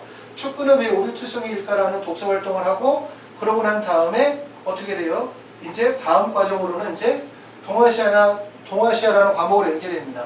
이외에도 동아시아의 갈등과 연대 과정이 동아시아의 통합이라는 목표에 도움이 될 것이라고 생각하여 동아시아를 공부할 때 사전들을 시간별로 나눈 후 각국의 교류를 중심으로 공부했습니다. 세계지리 시간에 분쟁 지역에 대해 공부할 때 카탈루냐 지방과 바르셀로나라는 구단이 역사적, 언어적으로 깊은 관련이 있다는 것을 배우면서 연고지와 역사를 함께 해온 스포츠의 일대를 목격할 수 있었습니다. 이렇게 썼어요. 자, 이 학생이 글이 가지고 있는 장점은 아까 얘기했던 것처럼 첫 번째는 글의 앞에 서두 부분에서 본인이 가지고 있는 공부에 대한 생각을 분명히 얘기하고 있죠. 본인이 생각하는 교과 공부라고 하는 것은 지식과 교양을 쌓는 과정이라고 생각하고 그걸 어떻게 공부하겠다? 학제적 사고를 가지고 공부하겠다라고 하는 부분들은 상당히 좋아요. 그리고 뒷부분에서는 지금 이렇게 언어적인 능력, 그 다음에 독서 활동들, 그 다음에 동아시아나 세계지리 공부에 대한 내용들을 보여줌으로 인해서 학생이 가지고 있는 부분들은 뚜렷한 진로 방향과 다양한 활동의 연결성을 강조하여 자신의 우수성을 드러내고 있고 그리고 이 학생이 어떤 꿈을 가지고 있다. 축구 행정가라고 하는 꿈을 보여주고 있다는 부분들은 되게 매력적이죠. 그렇죠? 그렇죠? 경영학과를 보여주는 경영학과를 지원한 학생들이 여러 가지 꿈이 있겠지만 특히 그 중에서도 축구 행정가라는 꿈을 가지고 있는 것은 좀 독특하기도 하고 약간의 매력이 있어요. 그렇죠? 근데 이 글이 가지고 있는 단점이라고 하면 제 생각으로는 지나치게 많은 내용들을 담고 있어요. 그렇죠? 그러다 보니까 활동 내용에 지나치게 초점을 둔 나열식 구조로서 학생의 노력의 과정이 잘 드러나진 않아요. 그렇죠? 이것이 대부분 글이 뭐뭐 해서 뭐뭐 했다 이런 글을 지금 쓰고 있는 거거든요. 그러니까 결국은 뭐냐면 동기가 나오고 결과가 나오는 글이에요. 근데 이 과정이 없어도 이 학생이 과정의 능력을 인정해주는 이유는 뭐냐면 이거죠. 자사고면서 내신 성적이 1.7등급이라는 거예요. 그러니까 여기에 나와 있는 거 보면 이 학생이 체화를 위해서 영어 연극을 했다. 그쵸? 또는 하기 위해서 선진국의 독일어를 공부했다. 아랍어를 공부했다. 이런 부분들은 사실 아랍어를 공부했으면 아랍어를 잘하나? 아니면 독일어를 공부하면 독일어 잘하는 거야? 영어 연극을 했으면 영어 연극을 도대체 어떻게 했다는 거야? 과정에 대한 서술이 이루어져야만 그 결과에 대한 부분들을 인정할 수 있는 거죠. 그런데 이 학생이 이렇게 써도 인정이 되어질 수 있는 거는 첫 번째는 학교생활 기록부 내에 관련된 내용들이 충분히 서술이 되어져 있거나 아니면 학생이 가지고 있는 학교의 특징이나 교과 성적에서 이 학생이 여러 가지 활동에 대한 부분들을 인정을 해줄 수 있는 거예요. 아셨죠? 그러니까 내가 학교생활 기록부에 기재가 되어져 있는 내용이 내가 영어 연극을 했다고 하지만 실제 학생부의 영어 연극에 관련 내용이 적혀있지 않거나 영어 연극이 얼마나 깊이 있게 했는지에 대한 내용 서술이 없거나 관련 내용이 없거나 적혀져 있지만 내용이 구체적이지 않아서 읽는 사람이 알 수 없거나 아니면 내가 가지고 있는 학업적인 능력이나 학교의 특징이 활동의 우수성을 강조할 만한 특징이 못 되면 이렇게 써서는 안 돼요. 그렇죠? 아셨죠? 이렇게 써도 충분히 이 학생의 학업적 능력과 노력의 과정을 인정할 수 있다면 이렇게 쓸 수 있는 거죠. 그렇기 때문에 글 자체가 이렇게 쓴 거예요. 내용을. 하지만 이제 이 학생이 가지고 있는 글의 단점은 너무나 많은 내용들을 나열식 구조로 담고 있기 때문에 결과적으로 학생이 어떠한 노력을 해왔는지에 대한 부분을 구체적으로 우리가 알 수 없다는 거예요. 대부분 뭐뭐 해서 뭐뭐 했다에 글을 쓰고 있기 때문에. 아셨죠? 근데 이 학생이 글에서의 포인트는 뭐였었냐면 이거죠. 나는 축구 행장과의 꿈을 가지고 이런 활동과 역량을 키웠기 때문에 나는 이러한 우수성을 가지고 있다는 내용을 강조하고 싶었던 것 같아요. 어찌됐든 이런 특징을 가지고 있는 글입니다. 자, 두 번째로 넘어가 봅시다. 두 번째는 한림대학교 학교생활 우수자 전형 의예과에 합격한 학생이에요. 자, 첫 번째는 뭐냐면 한림대학교 학교생활 우수자 전형 의예과를 썼는데 일반계 고등학교의 내신이 1.14 정도 돼요. 그러면 아시는 것처럼 한림대학교 학교생활 우수자 전형의 의예과는 아시는 것처럼 4개 영역 등급합이 5이면서 과탐 2개 과목을 반영하는 학교죠. 그렇죠? 우리가 일반적으로 쓰는 학교들이 여기에 해당되는 경쟁학교들이 어디가 있습니까? 아주대나 고려대학교, 그 다음에 한림대학교 이런 학교들이 경쟁학교인 거죠. 그 중에서도 한림대학교는 자사고나 특목고 학생들이 원서 지원하는 학교가 아니고 대부분 일반적으로 교과 성적을 가지고 있는 학생들, 일반고 학생들이 지원하는 전형이란 말이에요. 그리고 내신 성적 자체는 합격할 수 있는 점수권대로 들어가고 있어요. 그렇기 때문에 이 학생의 경쟁 상대는 자사고나 특목고 학생들이 아니고 일반계 고등학교 학생들이 대부분 경쟁 상대다.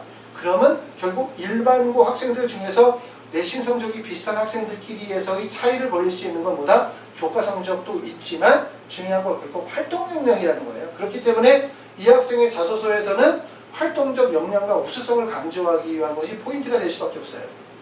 그렇죠? 글을 너무나 밋밋하게 쓰면 절대로 안 된다는 거예요. 이런 경우에는.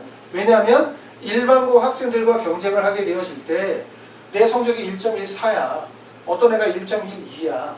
그러면 이게 교과 전형이 아니고 학생부 종합 전형이기 때문에 결국 활동의 우수성이 강조가 되어지고 면접에서 충분히 극복할 수 있거든요. 그렇기 때문에 일반고 고등학교 학생들끼리에서의 차이가 벌어지는 건 실질적으로 교과 전형이 아닌 이상 교과는 어차피 내신 성적 100%로 선발하면 내신 성적만으로 선발하는 거지만 학생부 종합 전형은 어차피 내신 성적만으로 들어가는 것이 아니라 내신 성적, 비교과 활동, 자기소개서나 면접이나 또는 추천서가 들어가면 추천서까지 정성평가 전형이기 때문에 자기소개서의 영향력이 크다고 할 수 있는 거죠. 그렇죠? 아셨죠? 그렇기 때문에 활동의 역량이 많이 강조되어야 된다는 거예요. 활동의 역량이. 자, 글을 어떻게 썼는지 봅시다.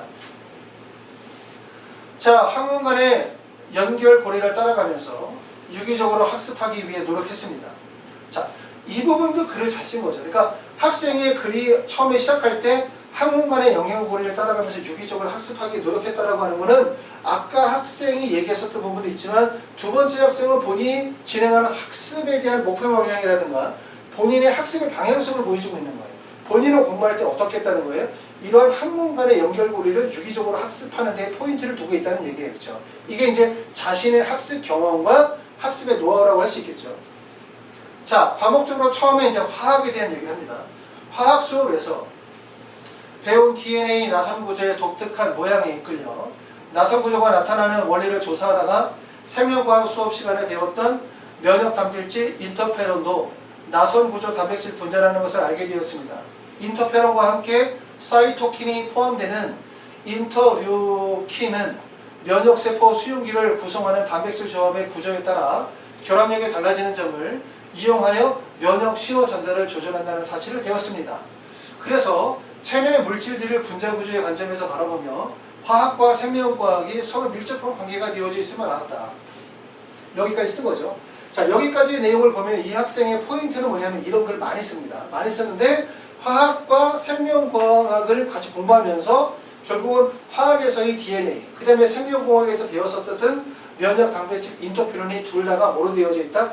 나선형 구조로 되어져 있다는 사실을 깨닫게 된 거예요. 그러면서 이렇게 두 개의 체내 물질들 분자 구조를 바라보면서 화학과 생명공학에 있어서 밀접한 관계가 있다는 사실을 알게 되었다는 거죠. 그러니까 두 개의 과목에 대한 부분을 학습하면서 통합적인 사실들을 이해하게 되어진 거고 이게 이제 학문 간의 연결고리를 깨닫는 과정이에요. 그래서 이 학생은 어떻게 돼?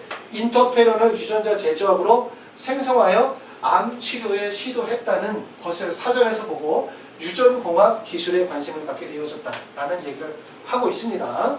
자, 그래서 서술되어지는 내용들은 사실은 그렇게 깊이 있는 내용은 아니에요. 이 내용들은 그냥 우리가 고등학교 교과과정에서 생명과학이나 화학을 공부하면서 쉽게 접할 수 있는 내용이긴 한데, 일단 내용들은 잘 기술이 되어져 있죠. 두 개의 과목에 있어서 연관성, 그 연관성을 학습함으로 인해서 유전공학이라고 하는 분야에 대해서 본인의 진로 방향이나 관심 분야를 확정했다는 얘기를 하고 있습니다.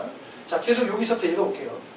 국내 연구진의 혈액병 환자의 소변에서 채취한 세포로 만든 역분화 줄기세포를 크리스퍼 유전자 가위를 이용하여 교정한 뒤 혈압형 생쥐에게 이식하여 출혈 증상을 개선했다는 기사를 읽었습니다. 유전자 가위에 관한 다양한 의견을 접하기 위해 유전자 가위 전용 적용 문제를 논의하는 교내과학 토론대회에 참여했습니다. 자료 탐색 중에 중국에서 유전자 가위를 인간 배가 실험한 것을 비판한 논문을 읽고 이 기술이 생명윤리에 어긋나는 것은 아닌지 걱정했습니다. 대회 당일 반대 측으로 임할 때 유전자 가위의 윤리적 문제를 중심으로 논리를 전개했습니다. 그러나 찬성 측으로도 임하면서 더 많은 사람들의 생명을 구하기 위해 기술 개발은 불가피하다는 것을 깨달았습니다. 이렇게 썼어요. 자, 이 학생의 글은 포인트가 학문 간의 융합을 통해서 유전공학에 대한 관심, 그 다음에 생명공학 기술의 개발의 필요성을 드러내고 있어요. 그러니까 글 자체가 잘 썼다, 이렇게 볼 수 있고, 그 다음에 여기에서 뭔가 단점을 우리가 얘기하자고 하냐면, 글이 진행이 되어진 게 일반적인 서술 방식, 나열식 구조를 따르고 있다는 거예요. 그러니까 대부분의 학생들이 글을 쓸 때 이렇게 학문관의 두 개의 특징, 그걸 통해서 어떤 통합적인 깨달음, 그리고 그걸 가지고 이제 실천해 나가는 과정들을 기술하고 있는 경우들의 글들이 많아요. 그런데 나름대로 학생이 글 쓴 글에서는 다른 사람이 대신 써주거나 누구의 글을 대신 답습해서 썼다라는 느낌보다는 솔직하게 본인의 생각들을 썼다고도 볼 수 있고, 그 다음에 여기에 나와 있는 기사를 읽었다, 논문을 읽었다, 이런 내용들은 사실은 기사를 읽었다나 논문을 읽었다라고 하는 부분들은 사실관계를 확인할 수 없기 때문에 허구로 인정이 될 가능성도 상당히 높거든요. 근데 이것이 진실로 인정이 되어질 수 있는 경우는 기사를 읽었다나 논문을 읽었다의 내용이 사실로 인정이 되기 위해서는 첫 번째는 학생이 가지고 있는 학교생활 기록부의 내용이 진실성이 있어야 되겠죠.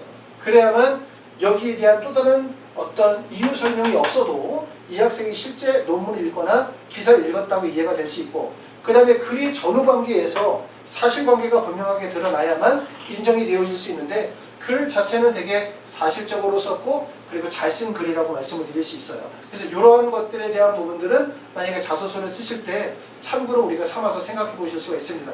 이렇게 글을 쓰는 방식도 있구나 라는 점. 자, 다음으로는 이제 세 번째는 서울대학교 일반전형 의예과로 합격한 학생의 자소서를 보도록 합시다. 자, 이 학생의 자소서는 보면 서울대학교 일반전형 의예과인데 자사고대 내신이 1.90이에요. 그러니까 사실은 좀 듣기 어렵죠. 하지만 이제 자사고 중에서도 학교 프로파일이 되게 높은 자사고였었고, 그 다음에 이 학생이 이제 내신 성적은 이 정도밖에 안 되지만 여러 가지 자기소개서라든가 아니면 학생부라든가 아니면 면접이라든가 기타 요소에서 다른 학생들보다 여러 가지 대학에 판단할 때 우수성이 입증이 되었다고 생각해요. 그렇기 때문에 우리가 한번 자소서를 읽어보면 도움이 될 것 같아요. 어떻게 서울대 의대를 내신 성적 1.90으로 붙을 수 있을까? 그런 학생은 어떻게 자소서를 썼을까? 이런 궁금증을 가지면서 한번 봅시다. 자, 저는 왜? 라는 탐구저신을 가지고 학업에 임했습니다. 자, 1번, 2번, 3번 내용의 자소서를 보면서 드러나는 부분들은 학생들이 가지고 있는 학습의 방향, 학습에 대한 본인들의 어떤 정의들을 정확하게 얘기하고 있어요. 그렇죠? 이 학생은 탐구 정신에 포인트를 두고 있습니다. 고교 입학 직후 저는 중학교 때처럼 단순 이해와 암기 위주로 공부를 했지만 이런 학습 방법으로는 고교에서 만족스러운 성적을 낼 수가 없었습니다. 저는 많은 고민과 자문 끝에 학습 태도를 바꾸고자 결심을 했고 왜? 라는 학습 태도를 생각하게 됐습니다. 전체적인 원리를 이해해 학습 내용을 완전히 제 것으로 만들기 위해서는 기존의 해설 내용에 의문을 제기하고 해답을 스스로 모색해 나아가는 탐구 학습의 과정이 필요하다고 생각했기 때문입니다. 여기까지 나왔어요. 근데 문제는 뭐냐면 글의 앞부분의 서술이 너무나 길다.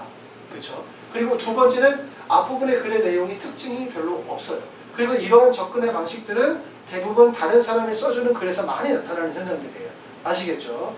그래서 이 부분에서는 약간 점수를 높게 줄 수는 없어요. 두 번째로 가면 뭐라고 되어 있냐면 이후 왜라는 학습 방법을 적용하고 나니 이전에 공부할 때 그런가 보다 하고 넘어갔던 부분들의 의문점들을 발견할 수 있었고 의문점들을 관련 서적 또는 검색을 통해서 해결해 나아갔습니다. 결합의 원리를 이용해 탄화수소의 첨가 반응에서 왜 탄소 간의 다중결합은 잘 끊어지는지 등을 탐구해 보았습니다. 또 인간의 면역 체계가 왜 자신을 공격하지 않는지 궁금해 알아본 뒤 자기 물질과 비자기 물질에 관한 보고서를 작성했으며 미분 가능을 표현한 교과서 외에 수식이 없는지 궁금하여 이를 생각하고 만들어 보기도 하였습니다. 더 나아가 제가 의문을 가진 내용들을 토대로 모의 문제를 만들어 선생님, 친구들과 함께 의견을 나누면서 의문이 완전히 제것이 되도록 확인해 보았습니다. 이런 학습 과정을 통해서 저는 교과 내용의 전체적인 틀을 보다 깊이 이해할 수 있게 되었고 모르고 있었던 것을 하나하나 깨달아가는 즐거움을 느낄 수 있었습니다. 다른 사람들의 의사소통이 진리 탐구에 얼마나 도움이 되는지를 깨달았다. 이렇게 썼어요. 그렇죠? 자, 그러면 이제 이 학생이 쓴 자소서의 특징은 왜라는 탐구 정신이 돋보이고 그 왜라는 탐구 정신이 돋보이는 학습의 과정들로 글의 서술이 이루어지고 있다는 점은 장점이에요.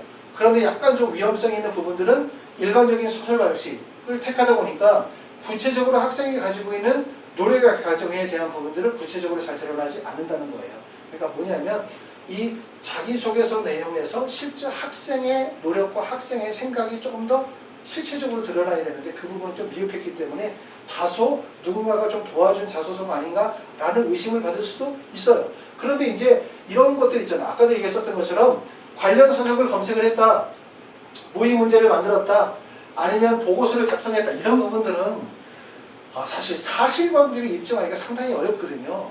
그렇죠? 왜냐하면 보고서를 읽었는지 안 읽었는지 알 수 없고 우리가 보고서를 읽는다고 해서 그것이 100% 그 학생의 지식이 되고 보고서를 읽는다고 해서 그 학생의 학업적인 능력이 높아진다고 볼 수는 없는 거잖아요. 그렇죠?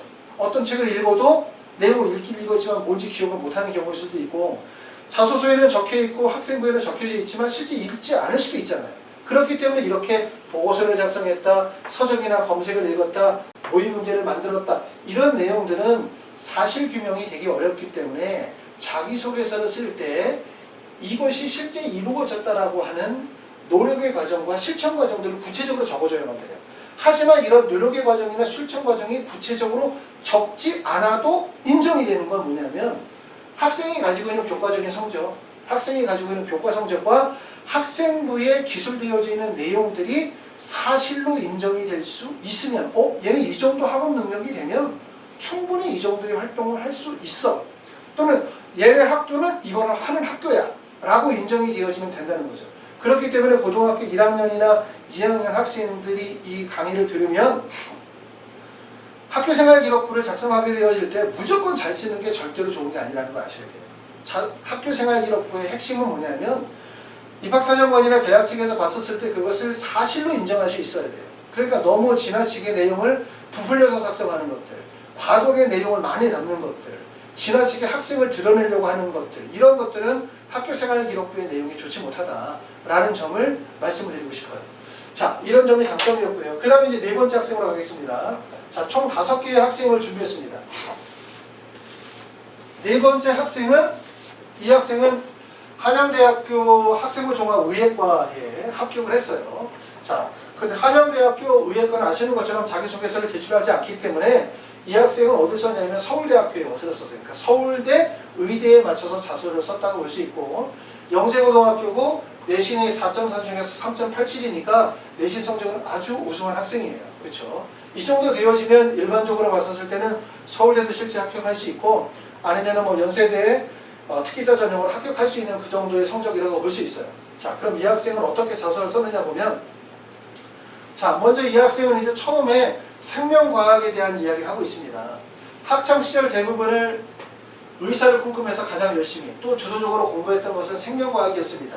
글의 앞에 도입 부분에 대한 부분들은 앞에 읽었었던 1, 2, 3번의 학생들보다는 학습의 방향성이 뚜렷하지 않아요. 이거는 약점이라고 할 수 있고, 또 이렇게 앞에다가 학창시절의 대부분은 의사를 꿈꾸면서 가장 열심히 했다, 이런 얘기들 할 필요 없다고 제가 말씀을 드렸어요. 그렇죠? 왜냐하면 의사에 대한 진로 방향이 있다. 이거는 어디에서 보여주면 되냐면 사법문항. 사법문항에서 지원 동기나 학업 계획에서 내가 어느 대학교 무슨 과로 가고자 하는지, 무슨 과에 관심이 있는지는 보여줄 수 있어요. 그렇죠? 그런데 이 학생이 여기다가 이 내용을 쓴 이유는 서울대 자소서니까. 서울대 자소서는 사법문항의 진로나 아니면 학업 계획이 아니라 독서활동에 관한 내용을 적기 때문에 본인이 가지고 있는 진로 방향을 적을 수 있는 부분이 1번 문항이기 때문에 1번 문항에 적고 있는 거예요. 그렇죠? 자, 오직 생명과학만이 무에서 유로 가는 과정들을 기술하는 학문이라고 생각했기에 어려서부터 생명의 시초에 대해서 궁금증이 굉장히 많았는데 생명과학을 공부함으로써 그 궁금증을 풀어나갈 수 있었습니다. 첫 번째는 이제 생명과학에 대한 본인의 관심을 보여주고 있고요. 교과과정 내에서 생명과학은 기초 이론만 나열하게 되어 있고 예비성을 제시해주지 않는다는 점에서 아쉬움이 많았습니다. 이에 생명과학에 대한 심도 있는 이해를 위해서 한국교원대학교에서 여러 대학 교수님에게 이론 및 실험 과정을 받았는데 이 과정에서 붕어, 멍장어, 우렁생이 등을 직접 해부하며 기관들의 계통학적, 해부학적 특징들을 이해할 수 있었습니다. 또 앞서 얻은 지식들을 바탕으로 휴먼 아나토미의 책과 같은 인체 해부에 대입하는 과정에서 깨달은 인체의 복잡성과 유기성, 그리고 창발성에 대한 궁금증은 의사라는 꿈을 더 확고히 가질 수 있게 되었습니다. 이렇게 나왔죠, 그렇죠? 자, 여기서도 이제 의사가 나오고 여기서도 의사가 나와요. 여기서는 지금 이제 글이 여기까지 쓴 부분에 대한 내용을 보면 아까도 말씀드렸던 것처럼 첫 부분에 그래서 학생의 학습 방향이라든가 공부에 대한 본인이 가지고 있는 생각들을 뚜렷이 정리하지 못하고 있다는 점은 단점인 것 같고, 그 다음에 두 번째는 이런 내용들 학생들이 많이 쓰거든요. 고등학교 내에서 생명공학은 이 기초이론만 나열하고 있어서 예외성을 제시해주지 않는다는 점에서 아쉬운 점이 많았다. 이 정도 기술하는 건 괜찮아요. 뭐냐면 학생들이 글을 쓸 때 1번 문항 쓸 때 내가 생명과학에 관심이 있었어. 학교에서 열심히 공부했지. 그런데 학교에서 내가 요구하는 것만큼의 생명과학의 지식들을 전달받을 수 없었고 수업이나 활동을 통해서 그 지식을 충족시킬 수 없었던 거예요. 그래서 이제 그 다음에 학생들이 자기주도 학습으로 뭐로 넘어가냐면 인터넷이라든가 아니면 대학 서적을 읽는다든가 아니면 대학에서 진행하는 여러 가지 이런 활동들에 참여한다든가 이런 것들이 진행이 될 수 있겠죠. 그런데 그 과정에서 고등학교 과정의 교육을 너무나 낮게 보거나 아니면 무시하거나 고등학교 과정에 대해서 교과 과정에 대해서 부정적인 인식을 드러내는 건 절대로 안 좋다. 아시겠죠? 그렇기 때문에 요 정도는 괜찮아요. 요 정도. 그러니까 제시해 주지 않는다는 점에서 다소 아쉬운 점이 있었다 정도는 학교 교육 과정에 대해서 그렇게 부정적인 평가라고 할 수 없는데 이 내용 자체가 지나치게 되어지면 학생이 가지고 있는 부정적인 인식 또는 공교육에 대한 어떤 그 학생이 가지고 있는 잘못된 인식을 보여줄 수 있기 때문에 지나치지 않는 표현이 좋겠다 이런 얘기고, 여기까지 글이 전개되어진 방식들은 사실은 과학고나 영재고 학생들이 가지고 있는 기본적인 과정이에요. 과정. 그냥 이 과정. 그렇기 때문에 내용적으로 봤었을 때는 그렇게 깊이가 있는 글의 서술은 아니라고 볼 수 있어요. 다음, 생명과학을 공부하면서 스스로 특기가 있다는 것을 깨달은 후 국내 유수한 학생들뿐만 아니라 세계적으로 뛰어난 여러 학생들과 경쟁을 해보고 싶다는 꿈이 생겼다. 그 꿈을 이루기 위해서 끊임없이 노력한 결과 3학년 때는 생명과학 실력을 인정받아 영국에서 여러 나라의 우수한 학생들과 생명과학 항상을 과학적으로 기술하고 생명학적 지식을 융합하여 실험을 설계하는 능력을 경쟁하는 값진 경험을 할 수가 있었습니다. 이 과정에서 좋은 성과를 얻었으며 성취감과 함께 자신에 대한 믿음을 가지게 되었습니다. 이는 다른 모든 분야에서도 포기하지 않고 노력하면 무엇이든 이뤄낼 수 있다는 자신감의 바탕이 되었습니다. 이렇듯이 생명과학은 저에게 지식뿐만 아니라 자신감과 믿음을 바탕으로 좋은 의사라는 꿈, 그렇죠? 의사가 또 나왔네요. 의사라는 꿈을 한 발짝 더 나아가게 해주었습니다. 생명과학에 대한 저의 흥미와 관심을 의학이라는 분야로 발전을 시켜 서울대학교에서 생명의 본질을 고민하는 의사의 꿈을 키우고 싶습니다. 이랬어요. 그렇죠? 의사는 총 5번이 나왔습니다. 자, 학생의 글은 좀 진솔한, 장점이라면 솔직하고 진솔한 자소서다. 이렇게 볼 수 있어요. 그 다음에 좀 단점을 꼽는다면 동기와 계기, 그리고 그냥 결과나 성취 중심으로 글이 구성이 되어지다 보니까 학생이 가지고 있는 노력의 과정이라든가 이 학생이 가지고 있는 역할에 대한 부분들이 잘 드러나진 않아요. 그러니까 그래서는 나는 생명과학에 관심이 있었고 고등학교에서 공부하다 보니까 이런 부분이 부족했고 그래서 한국교원대학교 캠프에 참여했고 휴먼 아나토미 책 읽었고 그 다음에 해외에서 활동 이런 교회 활동했고 그러면서 나는 의대에 지원한다. 이 정도니까 사실 활동 내역들을 단순하게 기술하면서 그 과정에서 본인이 얼마나 생명과학 분야에 대해서 우수성이 있는지 고등학교 과정에서 그 분야와 관련에 대해서 얼마나 훌륭한 활동을 했는지에 대한 기술은 좀 미흡한 점이 있어요. 그래서 이제 제가 누누이 얘기하지만 우리가 자소서를 쓸 때나 원서 지원하게 되었을 때 포인트는 뭐냐면 경쟁자가 누군지를 알아야 돼요. 경쟁자가 나의 경쟁자는 누구냐 이걸 꼭 알아야 되는데 경쟁자는 항상 뭐라고 얘기하냐면 동일 계열이나 아니면 동일 학과의 학생이 경쟁자라는 점을 꼭 알아야 돼요. 이것이 우리가 원서를 쓰게 되었을 때 우리가 고려대학교처럼 아까 얘기했던 고려대학교 학교 추천원이 있어요.